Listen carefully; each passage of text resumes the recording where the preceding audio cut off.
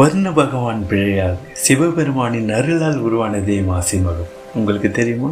வாங்க பார்க்கலாம். வர்ண பகவான் செய்த பிழையால் நீர்நிலைகள் தன் புனிதத்தை இழந்தன. அவர் சிவபெருமானிடம் மன்னிப்பு கேட்டார்.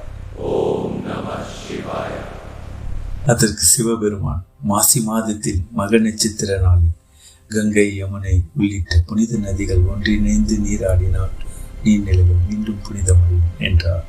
சந்திரன் மக நட்சத்திரத்தில், சூரியன் கும்பராசியில் பௌர்ணமி கூடும் இந்த நாள் மனதை வலுப்படுத்தும் புனித நேரம். இந்த நாளில் தீர்த்தவாரி நடைபெறும் கோயில்களில் தப்ப திருவிழா நடத்தப்படுகிறது.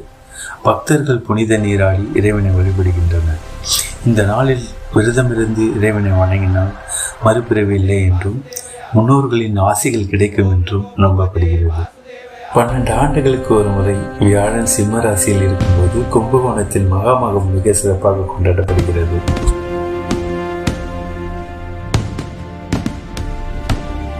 புனித நீராடுதலால் பாவம், தோஷங்கள், மன அழுத்தம் அனைத்தையும் நீக்கும் என ஐதீகம்.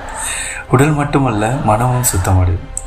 நீராடுதல் ஒரு சடங்கு மட்டுமல்ல, கருணை, பகிர்வு, மனிதநேயம் இவையே மாசி மகத்தின் உண்மையான அர்த்தம். இந்த மாசி மகத்தில் நீர் உடலை சுத்தம் செய்யட்டும், கருணை உங்கள் மனதை சுத்தம் செய்யட்டும்.